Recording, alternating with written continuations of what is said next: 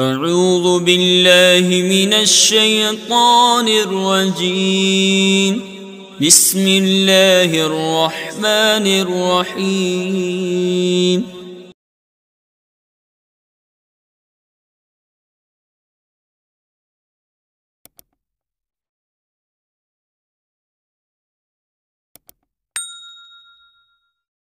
امام بخاری کی ولادت ماوراء النہر کے مشہور شہر بخارا میں 13 شوال 194 ہجری کو بروز جمعہ مبارکہ بعد عصر ہوئی۔ اس وقت سلاطین عباسیہ کی سطوت اور شوکت کا سکہ 4 دانگ عالم میں بیٹھا ہوا تھا۔ پورا ماوراء النہر بشمول بخارا انہی کے زیر نگی تھا۔ بخارا میں ان کی طرف سے حاکم رہتا تھا۔ یہ عہد ہارون رشید کے بیٹے امین کا تھا۔ امام بخاری کا نام محمد تھا، کنیت ابو عبداللہ، امیر المومنین فی الحدیث، ناصر الاحادیث نبویہ، ناصر الموارث المحمدیہ القاب ہیں، مگر ان سب پر بخاری ایسا غالب آیا کہ تمام القاب پیچھے رہ گئے۔ ان کا سلسلہ نسب یہ ہے: محمد ابن اسماعیل ابن ابراہیم ابن مغیرہ ابن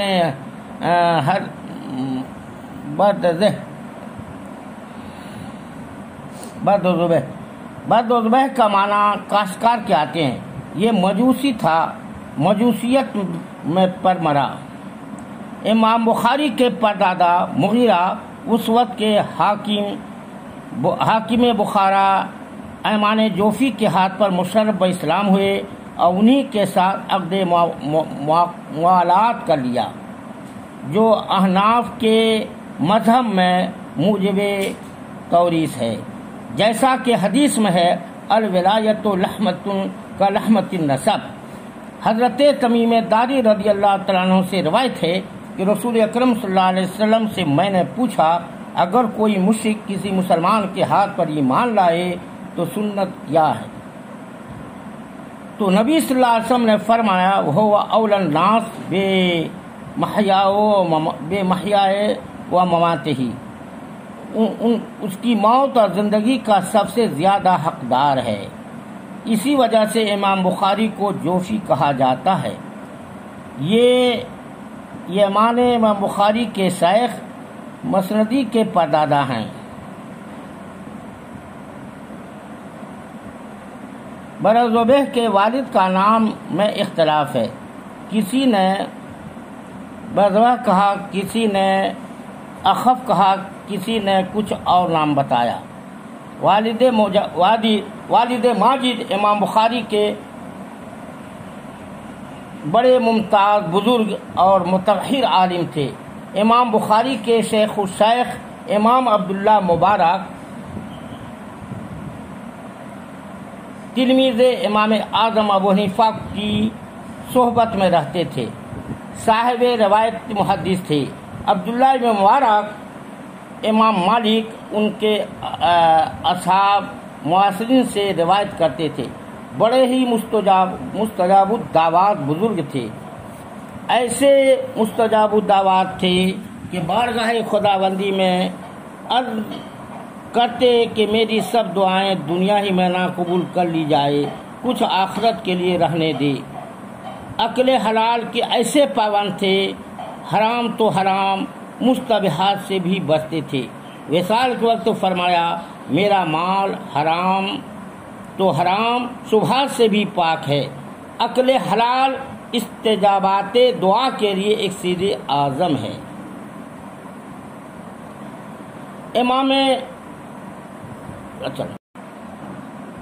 میں ابو سفیان استاد عالم غریب نواز بول رہا ہوں۔ امام بخاری ابھی بچے ہی تھے کہ ان کے والد ماجد انہیں داغ یتیمی دے گئے۔ ان کی پرورش والدہ ماجدہ نے کی۔ عہد طفلہی میں امام بخاری کی بینائی جاتی رہی، نابینا ہو گئے۔ بہت علاج کیا مگر فائدہ نہیں ہوا۔ ان کی والدہ ماجدہ ان کی بینائی کے لیے گریزاری کے ساتھ دعائیں کرتی رہتی۔ ایک رات خواب میں دیکھا کہ ابو الانبیاء سیدنا ابراہیم خلیل اللہ علیہ السلام تشریف لائے ہیں اور فرماتے ہیں کہ اللہ عز و جل نے تیری دعا قبول فرمائی، تیرے بچے کی بینائی واپس کر دی۔ صبح کو امام بخاری بینا ہو کر اٹھے، پھر آنکھوں میں وہ روشنی آئی کہ چاندنی میں لکھا ہوا پڑھا کرتے تھے۔ خراسان میں بھی ایک دفعہ یہی حادثہ پیش آیا تو کسی نے بتایا کہ سر موڑ کر ختمی کا لیپ سر پر کریں، بینائی واپس آ جائے گی۔ امام بخاری نے یہی کیا اور پوری بینائی واپس آ گئی، ایسی کہ پھر کبھی بینائی نہیں گئی۔ حسب دستور امام بخاری مکتب میں ابتدائی تعلیم حاصل کر رہے تھے۔ جب قریب 10 سال کے ہوئے تو الہام ربانی تحصیل حدیث کا شوق پیدا ہوا۔ امام بخاری وہاں کے مشہور محدثین کی خدمت میں اخذ حدیث کے لیے حاضر ہونے لگے، مثلا سلام ابن محمد بیکندی، محمد یوسف بیکندی، عبداللہ ابن مسندی، ابراہیم ابن اشعث وغیرہ۔ چند مہینوں میں اتنا عبور حاصل ہو گیا، محدثین کو ٹوکنے لگے۔ بخارا میں ایک مشہور محدث داخلی تھے، امام بخاری ان کے ہاں بھی حدیث حاصل کرنے جاتے تھے۔ ایک دن انہوں نے ایک حدیث کو سند کتاب میں دیکھ کر اس طرح پڑھی: سفیان عن ابی زبیر عن ابراہیم۔ امام بخاری نے بلا تاخیر ان سے کہا ابو زبیر ابراہیم کے راوی نہیں ہیں۔ پھر آپ نے عن زبیر عن ابراہیم کیسے پڑھا؟ داخلی نے نوعمر بچے کو دیکھ کر ڈانٹ دیا۔ امام بخاری نے پھر کہا اصل میں دیکھ لیں کیا ہے۔ اس پر داخلی مکان میں تشریف لے گئے اور کتاب کا اصل نسخہ لے کر آئے۔ امام بخاری سے دریافت کیا تم یہ بتاؤ کہ صحیح نام کیا ہے؟ امام بخاری نے بتایا ابو زبیر نہیں ہے بلکہ زبیر ابن عدی ہے، یہی ابراہیم کے تلمیذ ہیں۔ داخلی نے انہی کے مطابق اپنی کتاب درست کر لی۔ اس وقت امام بخاری کی عمر صرف 11 سال کی تھی۔ اسی قوت حفظ کا نتیجہ تھا کہ 16 سال کی عمر میں امام عبداللہ بن مبارک بن وکی کی کتاب اور اصحاب امام اعظم کی کتابیں حفظ کر لی۔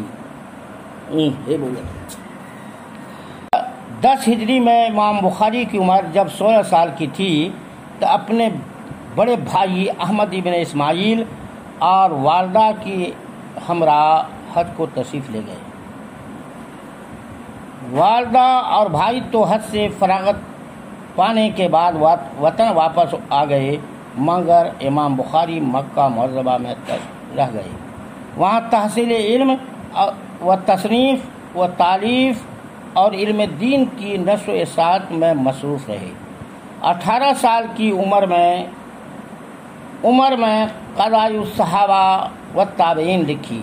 اسی عمر میں اپنی مشہور کتاب التاریخ مزار اقدس حضور اکرم صلی اللہ علیہ وسلم کے پاس بیٹھ کر چاندی میں لکھی۔ ابھی داڑھی مونچھ بھی نہیں نکلی تھی کہ محدثین نے ان سے احادیث لینا شروع کر دیا۔ اور علامہ ابن حجر نے فرمایا اگر امام بخاری نے جب تحصیل حدیث شروع کی تو اس وقت مکہ آ جاتے تو ان اونچے طبقہ کے محدث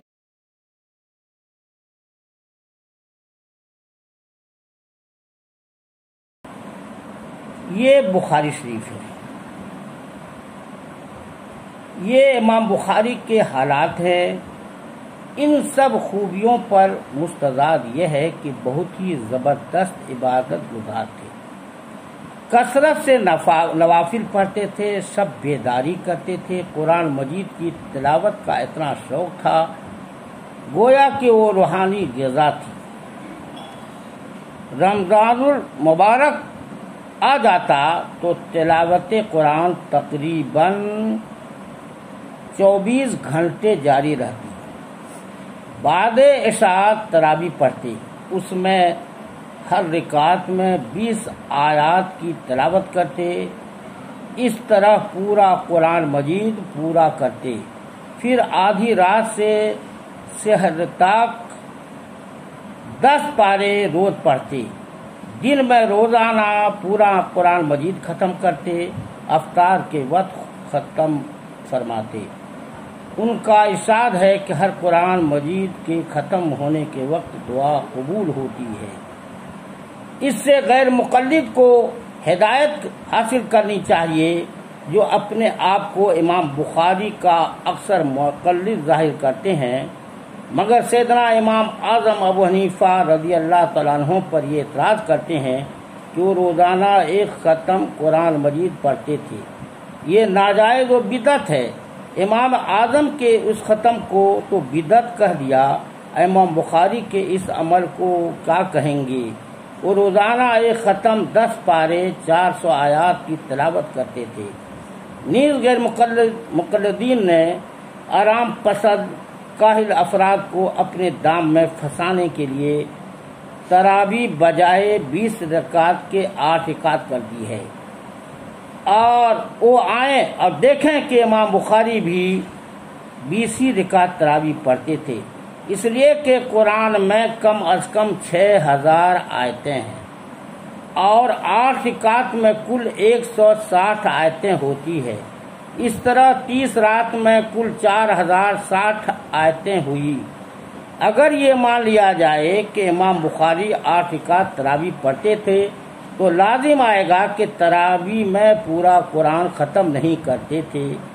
یہ روایت کے خلاف ہونے کے ساتھ ساتھ خلاف سنت بھی ہے۔ سنت یہ ہے کہ کم از کم ایک ختم قرآن مجید پڑھا جائے، اور احناف کے مسلک پر بلا کسی دغدغے کے درست ہے۔ 20 رکعت میں بحساب فی رکعت 20 آیت 400 آیتیں ہوئی، اور 15 دن میں 6000، اس طرح فی رکعت 20 آیت کے حساب سے قرآن مجید رمضان میں ضرور ختم ہو جاتا ہے۔ زیادہ سے زیادہ یہ لازم آئے گا کہ امام بخاری 15 ہی دن میں تراویح کے اندر ختم قرآن کر لیتے تھے۔ اس لزوم میں کوئی حرج نہیں ہے۔ اس کا امکان ہے کہ 15 دن قرآن مجید اور 15 دن سورہ تراویح پڑھتے تھے۔ یہ بھی ضروری ہے کہ صرف ایک ہی قرآن ختم کرتے ہوں، ہو سکتا ہے کہ 2 قرآن ختم کرتے ہوں۔ اس دوسرے احتمال پر یہ بھی ضروری نہیں ہے کہ صرف ایک ہی قرآن ختم کرتے ہوں، ہو سکتا ہے کہ 2 قرآن ختم کرتے ہوں۔ اس دوسرے احتمال پر یہ شبہ وارد ہوتا ہے کہ اگر رمضان 29 دن کا ہو تو لازم آئے گا کسی دن 20 کے بجائے 40 آیتیں پڑھی جائیں۔ اس کا جواب یہ ہے کہ باعتبار اغلب اکثر کے 20 آیتوں کو ذکر کر دیا گیا۔ یہ تو اتنا اغلب اور اکثر ہے کہ 29 دن میں صرف ایک دن کا تخلف ہے۔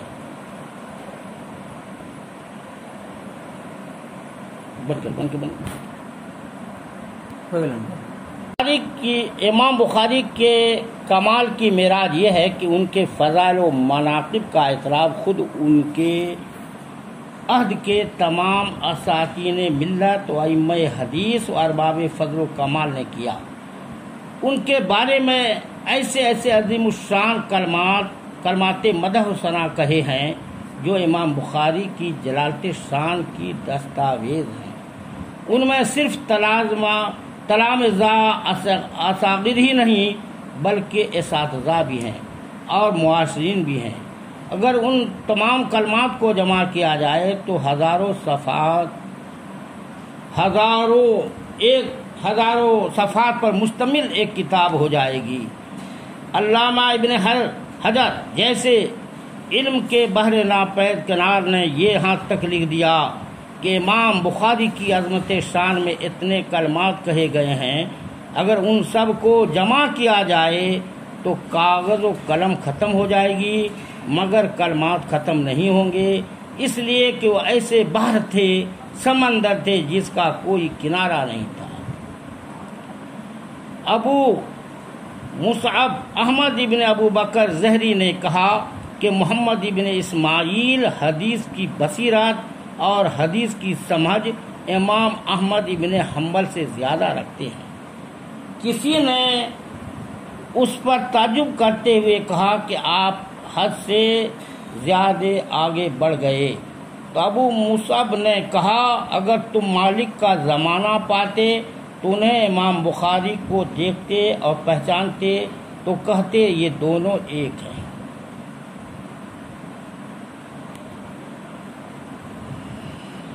قتیبہ ابن سعید نے کہا کہ میں فقہا، زہاد،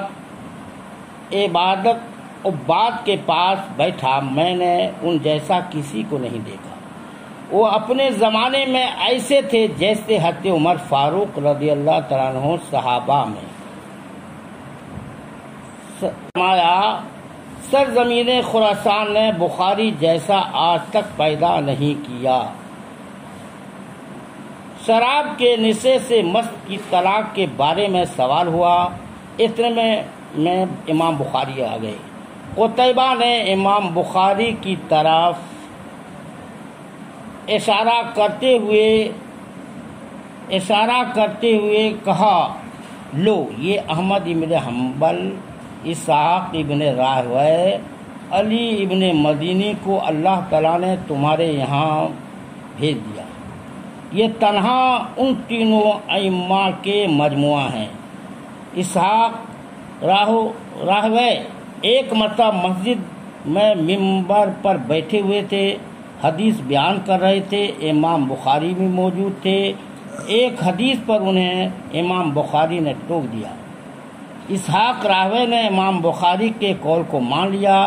حاضرین سے فرمایا اے محدثین، اس جوان کو دیکھو، ان سے حدیثیں سیکھو، اگر یہ امام حسن بصری کے زمانے میں ہوتے وہ بھی حدیث و فقہ کی معرفت میں ان کے محتاج ہوتے۔ علی ابن مدینی نے کہا کہ بخاری نے اپنے مثل کو نہیں دیکھا، بخاری جس کی تعریف کرتے ہیں وہ ہمارے نزدیک پسندیدہ ہے۔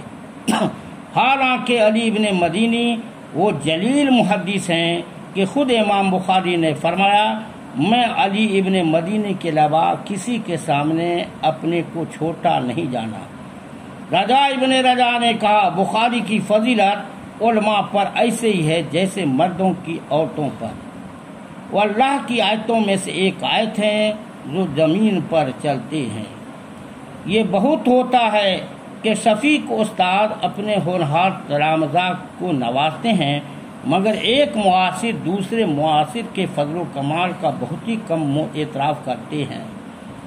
اپنے اوپر تفوق تسلیم کرنا تو بہت دور کی بات ہے، معاشرہ چشمک مشہور ہے، مگر امام بخاری کے فضل و کمال کا یہ زرین ورق ہے کہ ان کے معاصر نے بھی نہایت صفائی اور تصریح کے ساتھ ان کے فضل و کمال بلکہ اپنے اوپر ان کی برتری تسلیم کیے۔ عبداللہ ابن عبد الرحمن دارمی نے کہا میں نے حرمین، حجاز، شام، عراق کے علماء کو دیکھا مگر امام بخاری جیسا جامع کسی کو نہیں پایا۔ وہ اللہ کی مخلوق میں سب سے زیادہ سمجھ والے ہیں۔ ابو طیب حاتم ابن منصور نے کہا کہ امام بخاری علم کی بصیرت و امور میں اللہ کی آیتوں میں سے ایک آیت ہے۔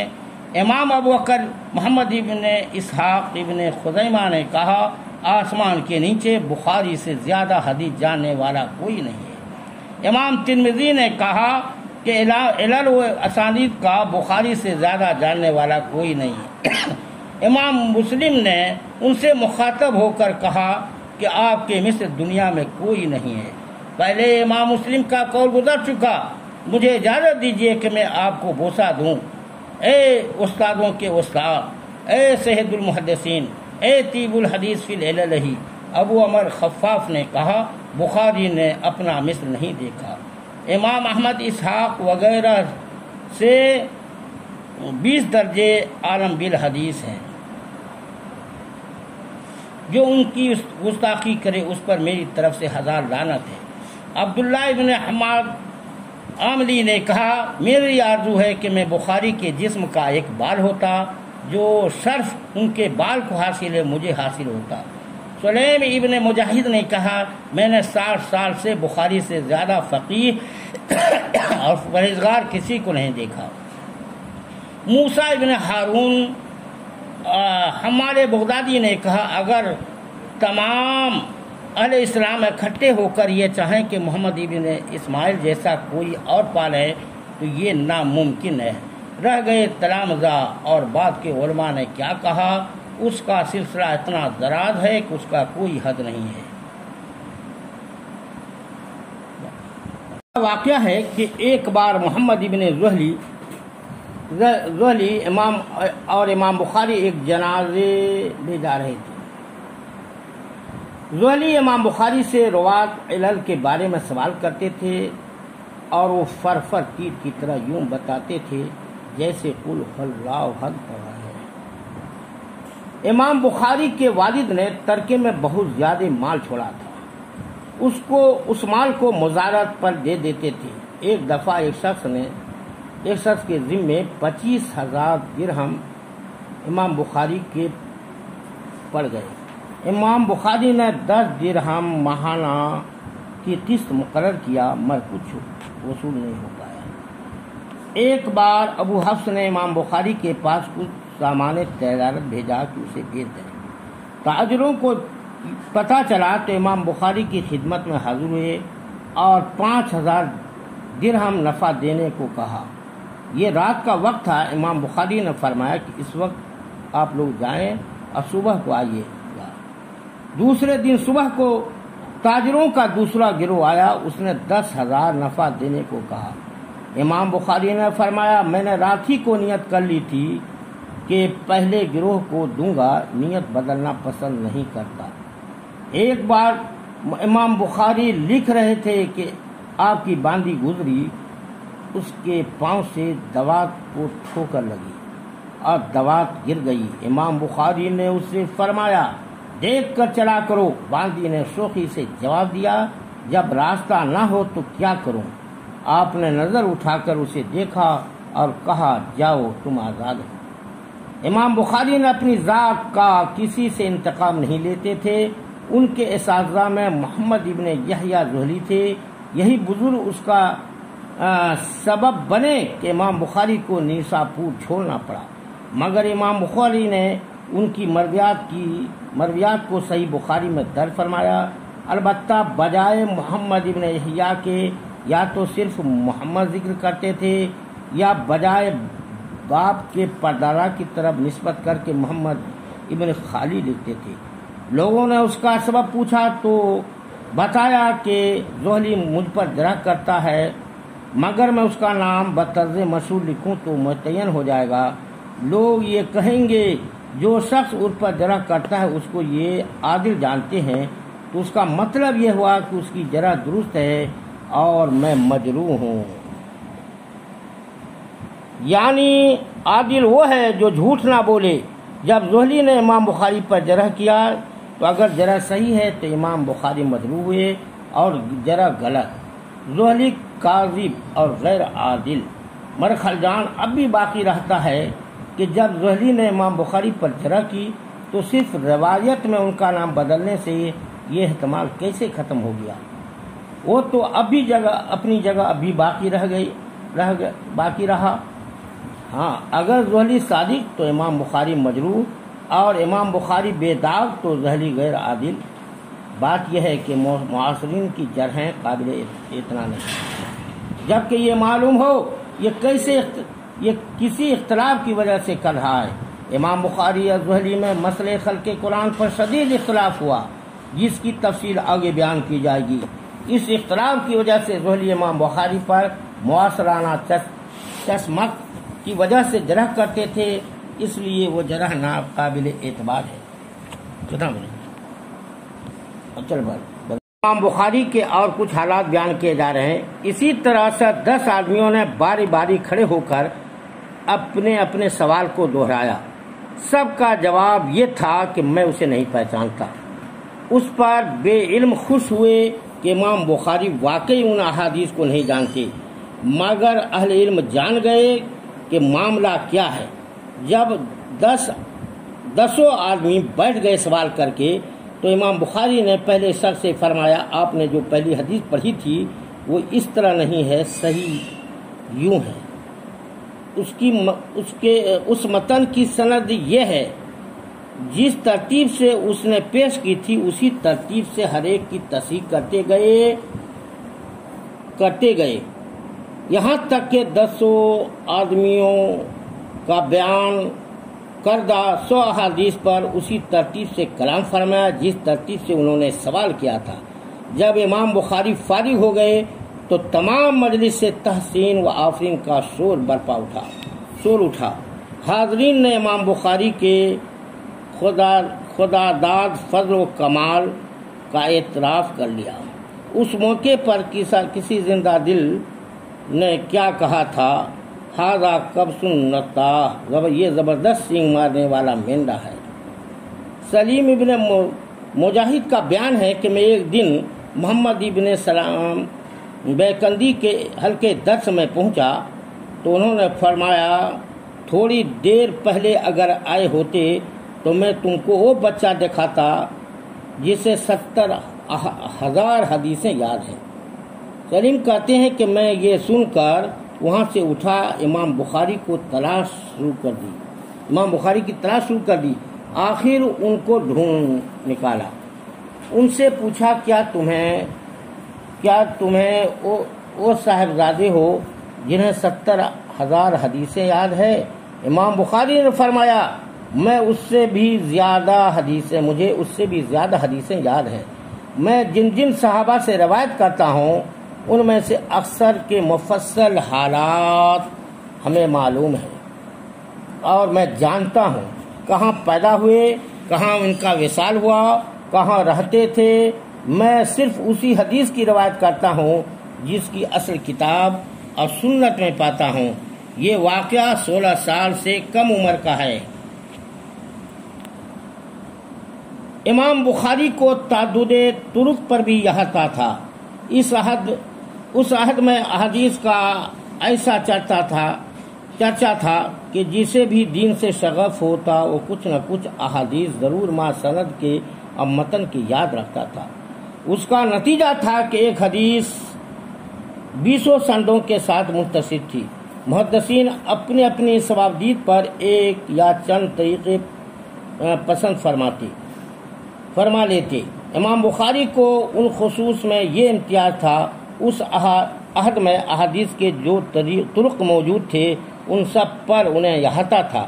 وہ بھی پوری طرح جرح و تعدیل کے ساتھ احادیث کو یاد کیے ہوئے تھے۔ یوسف ابن موسیٰ مروزی کا بیان ہے کہ میں بصرے کے جامع مسجد میں بیٹھا ہوا تھا، منادی کی آواز سنائی دی، اے علم کے طلبگاروں، محمد ابن اسماعیل یہاں تشریف لائے ہوئے ہیں، جن کو ان سے حدیث سننی ہو ان کی خدمت میں حاضر ہو جاؤ۔ یوسف نے بتایا کہ میں نے دیکھا کہ ایک دبلا پتلا نوجوان ستون کے پاس حد درجہ سادگی پوری خشوع اور خضوع کے ساتھ نماز پڑھ رہا ہے۔ یہی امام بخاری تھے۔ منادی کی ندا سن کر لوگوں چاروں طرف سے ان کے گرد اکٹھے ہو گئے۔ لوگوں نے ان سے درخواست کی کہ ہمیں حدیث لکھانے کے لیے کوئی مجلس منعقد کی جائے۔ امام بخاری نے دوسرے دن کے لیے وعدہ کر لیا۔ دوسرے دن صبح کو مجلس درس منعقد ہوئی۔ امام بخاری نے فرمایا، اے اہل بصرہ، میں وہی حدیث لکھاؤں گا جو تمہارے شہر کے محدثین کے پاس ہے، مگر ایسی سند کے ساتھ جو ان کے پاس نہیں ہے۔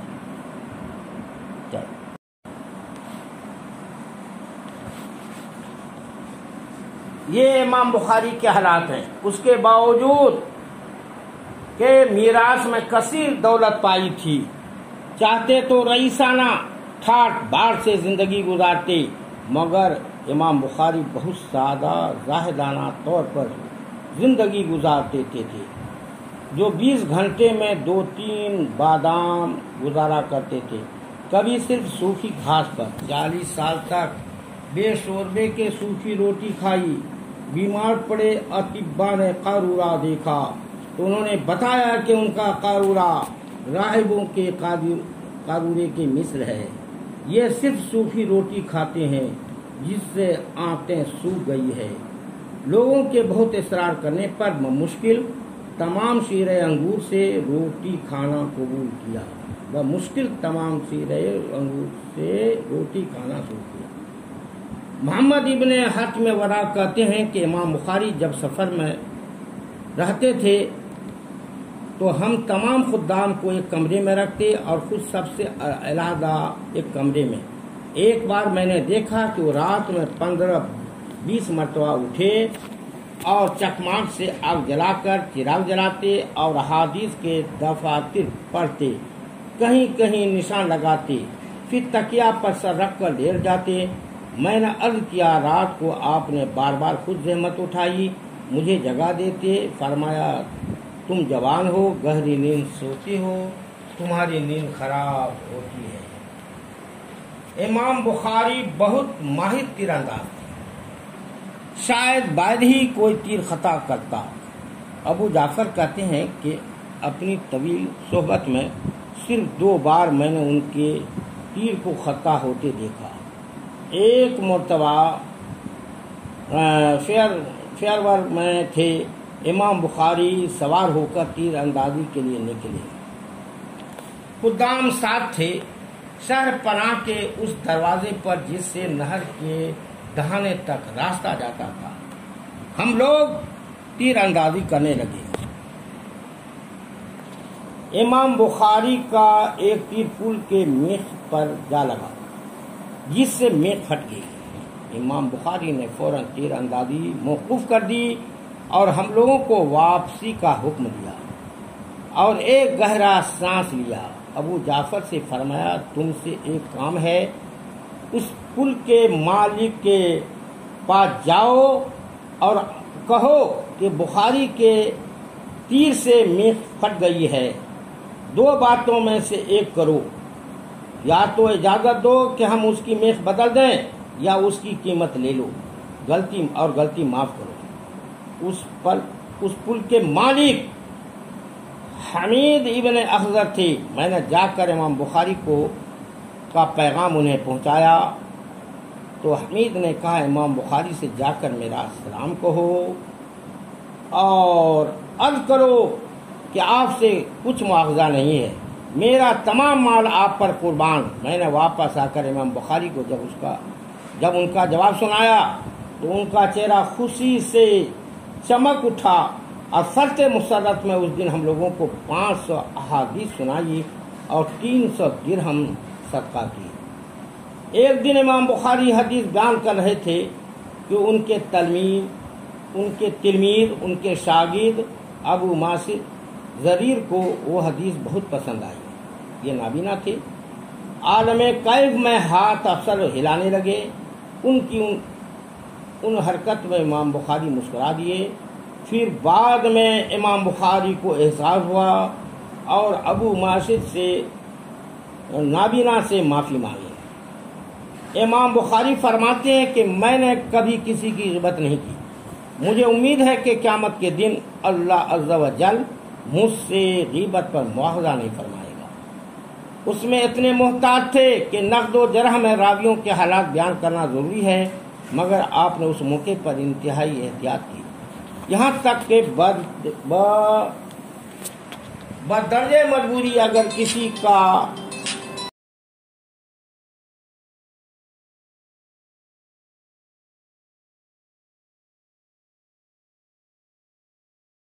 یہ بخاری شریف کا درس ہے۔ بخاری شریف امام بخاری کی کچھ حالت پہلے بیان کر دی گئی تھی، آج کچھ حالتیں بیان ہو رہی ہیں۔ یاد رکھیے تعلیم اور تعلم کے لیے سب سے اہم جو چیز ہے وہ قوت حافظہ اور جودت ذہنی ہے۔ اللہ عز و جل نے امام بخاری کو یہ تمام باتیں بدرجہ اتم عطا فرمائی تھی۔ جس کے چند واقعات گزر چکے ہیں ان کے حافظہ کا یہ حال تھا، جس بات کو ایک مرتبہ سن لیتے یا پڑھ لیتے یاد ہو جاتی تھی، پھر کبھی نہیں بھولتے۔ اسماعیل ابن حاسد کہتے ہیں کہ میں اور چند ساتھی امام بخاری کے ہم سبق تھے۔ ہم لوگ حدیث سننے کے لیے بصرہ کے محدثین کے پاس جایا کرتے تھے۔ ہم لوگ جو سنتے لکھ لیا کرتے تھے، امام بخاری کچھ نہیں لکھتے، سن کر چلے آتے۔ ہم نے ان سے بار بار کہا کہ وقت ضائع کرنے سے کیا فائدہ، تم بھی جو سنو لکھ لیا کرو۔ امام بخاری پر کچھ اثر نہیں ہوا۔ 16 دن کے بعد انہوں نے کہا تم لوگوں نے مجھے بہت ملامت کی، ملامت کر کے تنگ کر دیا، اب تک جتنی حدیثیں لکھ چکے ہو مجھے سناؤ۔ اسی اثنا میں 15,000 احادیث ہم لوگوں نے لکھی تھی۔ ہم نے اپنے نوشتوں سے دیکھ کر پڑھنا شروع کیا تو یہ حال ہوا کہ ہمارے نوشتوں میں غلطی ہو گئی، لکھی ہوئی باتوں میں غلطی ہو گئی، ان کی یادداشت میں کوئی غلطی نہ تھی۔ ہم نے اپنے مکتوبات کی ان کی یادداشت سے صحیح کی۔ پورے مقابلے کے بعد فرمایا تم لوگ سمجھتے ہو کہ میری سرگردانی بیکار ہے، میں وقت ضائع کر رہا ہوں۔ محمد ابن اظہر کہتے ہیں کہ میں محمد ابن حرب کے یہاں حدیث سننے کے لیے جاتا تھا۔ امام بخاری بھی جاتے تھے، میں لکھتا تھا، وہ نہ لکھتے تھے۔ کسی نے کہا کہ محمد ابن اسماعیل لکھتے نہیں، تو میں نے کہا اگر تم سے کوئی حدیث لکھنے سے رہ جائے تو ان سے پوچھ کر کے لکھ لیا کرو۔ محمد ابن حاتم کہتے ہیں کہ ایک دفعہ ہم لوگ فریابی کے حلقے درس میں حاضر تھے، امام بخاری بھی تھے۔ فریابی نے ایک حدیث کی سند یوں بیان کی، حدثنا سفیان عن ابی عروۃ عن ابی الخطاب عن ابی حمزہ۔ اس سند میں حضرت فریابی نے راویوں کی کنیت ذکر کی، نام نہیں لیا۔ پھر پوچھا بتاؤ کہ ان تینوں کے کیا نام ہیں؟ حاضرین مجلس نہ بتا سکے۔ امام بخاری نے بتایا کہ عروہ معمر ابن راشد ہیں، ابو الخطاب قتادہ ابن دعامہ ہے، اور ابو حمزہ حضرت انس ہے۔ امام بخاری کے منہ سے یہ سنتے ہی حاضرین پر سکتہ طاری ہو گیا۔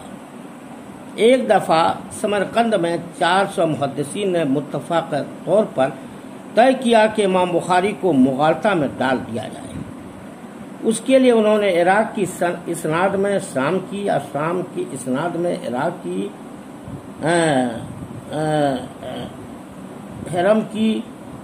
عراق کی حرم کے اسناد میں یمن کی، یمن کے اسناد میں حرم کی، خلط ملط کر کے 7 دن تک یہ لوگ امام بخاری کو پریشان کرتے رہے، مگر ان کا حربہ کارگر نہیں ہوا۔ یہ لوگ ایک بار بھی امام بخاری کو مغالطہ میں نہ ڈال سکے، نہ سند میں نہ متن میں۔ بغداد شریف میں ایک مرتبہ حضرت امام بخاری کا امتحان ہوا۔ جب بخاری بغداد شریف تشریف لے گئے تو وہاں کے محدثین نے ان کے حافظہ وسعت علم کا امتحان لینا چاہا۔ اس کے لیے باہمی مشورے سے یہ طے کیا کہ 100 احادیث کے متون اور اسناد میں رد و بدل کر کے انہیں جانچا جائے۔ چنانچہ 100 احادیث میں سے ہر ایک کے متن کو دوسرے سند کے ساتھ، دوسری کی سند کو اس کے متن کے ساتھ ملا دیا۔ 10 آدمی سوال کرنے کے لیے منتخب ہوئے۔ ایک ایک شخص کو 10 حدیثیں دی گئی، ایک تاریخ مقرر کی ہوئی، اس میں امام بخاری مجلس عام میں تشریف لائے اور ہزارہ محدثین، فقہا، عوام و خواص شریک ہوئے۔ جب مجمع پرسکون ہوا تو حسب قرارداد ایک شخص کھڑا ہوا، اس نے ایک ایک کر کے اپنے 10 حدیثوں کو پڑھا۔ ہر حدیث کے سننے کے بعد امام بخاری یہ فرماتے تھے، میں اسے نہیں پہچانتا۔ جاتا ہے یہ حدیث معلول ہے، مگر علت کسی کو نہیں بتا سکتا ہے، جیسا کہ ماہر سونار سونے کو پرکھ کر جان جاتا ہے کہ یہ کیسا ہے، مگر دوسرے کو سمجھا نہیں سکتا۔ اس فن میں امام بخاری ایکتا تھے۔ ایک دفعہ نیساپور میں، جو امام مسلم کا وطن تھا، امام بخاری تشریف لے گئے اور تشریف فرما تھے۔ امام مسلم امام بخاری سے ملاقات کے لیے آئے۔ اسی اثنا میں کسی نے یہ حدیث بیان کی، ان ابن جریح ان موسیٰ ابن عقبہ ان سبیل ابن صالح ان ابی ہریرہ ان النبی صلی اللہ علیہ وسلم قال کفارۃ المجلس اذا قام العبد ان یقول سبحانک اللہم بحمدک اشہد ان لا الہ الا انت استغفرک واتوب الیک۔ یعنی حضرت ابو ہریرہ سے ہے کہ نبی صلی اللہ علیہ وسلم نے فرمایا، مجلس کا کفارہ یہ ہے کہ جب کھڑے ہو تو یہ پڑھ لیا کرو، اے اللہ ہم تیری تسبیح بیان کرتے ہیں، تیرے حمد کے ساتھ میں گواہی دیتا ہوں کہ تیرے سوا کوئی معبود نہیں، تیری طرف توبہ کرتا ہوں اور تیری بخشش کا طلبگار ہوں۔ اس حدیث کو سن کر امام مسلم نے کہا، سبحان اللہ، کتنی عمدہ حدیث ہے! کیا اس حدیث کی سند اس سے بڑھ کر دنیا بھر میں ہے؟ امام بخاری نے فرمایا، نعم، ہاں، لیکن وہ معلول ہے۔ ہاں، سند تو اچھی ہے مگر ایک لیکن معلول ہے۔ امام مسلم اس کو سنتے ہی کانپ اٹھے اور کہہ اٹھے، لا الہ الا اللہ، آپ مجھے اس کی علت بتا دیجئے۔ امام بخاری نے فرمایا، اللہ عز و جل نے جس چیز کو پوشیدہ رکھا ہے اسے پوشیدہ رہنے دو۔ امام مسلم نے اٹھ کر امام بخاری کے سر کو بوسہ دیا اور عاجزی کے ساتھ درخواست کرتے رہے۔ ایسا معلوم ہوتا تھا کہ امام مسلم رو دیں گے۔ آخرکار امام بخاری نے فرمایا، اتنا بضد ہو تو اس کی غیر معلول سند سن لو۔ حدثنا موسیٰ ابن اسماعیل حدثنا وحیب حدثنا موسیٰ ابن عقبہ عن عون ابن عبداللہ قال قال رسول اللہ صلی اللہ علیہ وسلم کفارۃ المجلس الی آخرہ۔ اس کو سننے کے بعد امام مسلم باغ ہو گئے اور امام بخاری سے کہا، اے امام، میں شہادت دیتا ہوں کہ دنیا میں آپ کی مثال نہیں ہے، جو آپ سے بودھ رکھے وہ حاصل ہے۔ اس قصے کو بہقی نے مدخل میں اس طرح لکھا ہے کہ امام مسلم امام بخاری کی خدمت میں حاضر ہوئے، ان کی آنکھوں کے درمیان بوسہ دیا اور عرض کیا کہ اجازت دیجیے کہ آپ کے پاؤں کو بوسہ دوں۔ اے استاد الاساتذین و سید المحدثین و طیب الحدیث فی العلل، آپ سے محمد ابن سلام نے یہ حدیث بیان کی ہے۔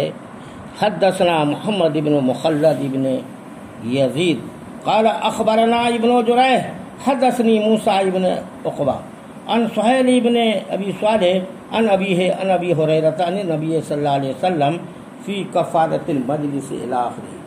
یہ سن کر امام بخاری نے فرمایا، یہ حدیث مجھ سے اور ایک طریقے سے بیان کی گئی ہے۔ حدثنا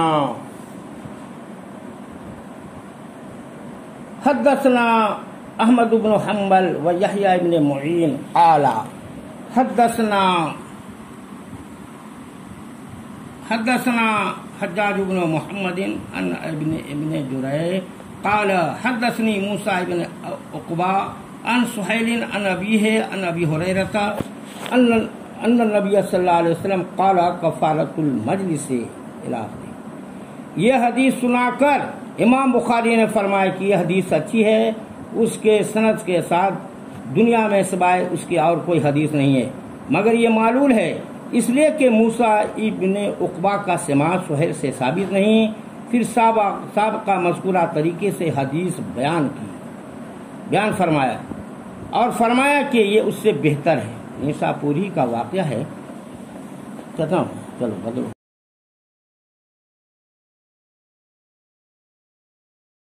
یہ کتاب صحیح بخاری ہے۔ احادیث کتب میں جس کتاب کو سب پر صحت و قوت کے اعتبار سے فوقیت حاصل ہے وہ جامع صحیح بخاری ہے۔ یہی اکثر محدثین کی رائے ہے۔ تمام اکثر محدثین کا اس پر اتفاق ہے، حتیٰ کہ یہ مقولات تقریباً متفق علیہ ہے۔ اصح الکتب بعد کتاب اللہ الصحیح البخاری۔ البتہ بعض مغاربہ صحیح مسلم کو بخاری پر فوقیت دیتے ہیں۔ ان میں سے حافظ ابو علی نیساپوری نے کہا صحیح مسلم سے بڑھ کر آسمان کے نیچے کوئی کتاب نہیں، اور بعض ان دونوں کو ایک ہی درجے میں رکھتے ہیں، مگر صحیح قول یہ ہے کہ بخاری کو تمام کتب حدیث پر صحت و قوت کے اعتبار سے ترجیح حاصل ہے۔ صحیح مسلم تو اس کی فوقیت حسن و بیان، جودت وضع، خوبی ترتیب، اچھی ترتیب اور اسناد میں دقیق اشارات اور بہترین نکات کی رعایت میں ہے۔ باعتبار صحت کے بخاری صحیح مسلم پر بدرجہ فوقیت رکھتی ہے، اس لیے کہ حدیث کے صحیح ہونے کا دار و مدار اتصال سند، اتقان روات، عدم شذوذ نکارت پر ہے، اور دیگر علل اور سقم سے خالی ہونے پر ہے۔ اسی بنا پر صحیح بخاری صحیح مسلم سے بہت آگے ہے۔ اتصال سند کی قوت دونوں کے شرائط سے ظاہر ہے۔ امام بخاری معاصرت کے ساتھ لقاء کی بھی شرط رکھتے ہیں، امام مسلم صرف معاصرت کی شرط لگاتے ہیں۔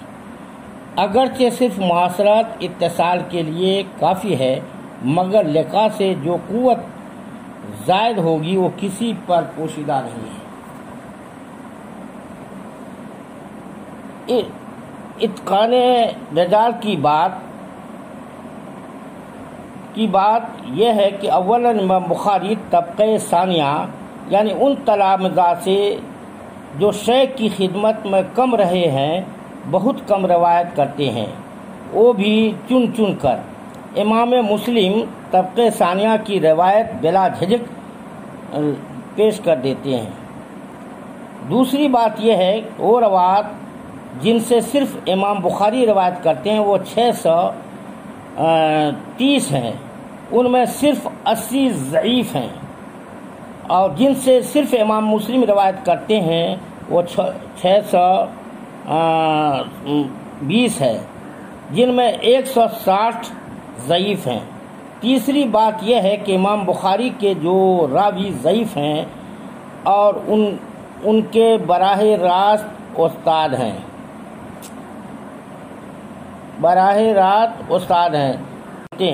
ان کو اچھی طرح پرکھ سکتے ہیں، برخلاف امام مسلم کے ان کے جن راویوں پر حکم ضعف ہے وہ بالواسطہ شیخ ہیں، یہ خود ان کی اچھی طرح پرکھ نہیں سکتی۔ چوتھی بات یہ ہے کہ مجروح راویوں سے امام بخاری نے بہت کم روایت کی ہے، امام مسلم نے بہت زیادہ کی روایت کی ہے۔ عدم شذوذ اور عدم علل قادحہ کی جہاں تک بات ہے تو اس سلسلے میں جو اعداد و شمار ہیں وہ یہ ہے کہ بخاری کی صرف 80 احادیث میں یہ نقص نکالا گیا ہے، مسلم کی 132 ہیں۔ اس لحاظ سے بھی صحیح بخاری صحیح مسلم پر فوقیت رکھتی ہے۔ یہ بات صرف موازنے کی حد تک ہے، ورنہ حقیقت یہ ہے کہ صحیحین اپنی نظیر آپ ہیں۔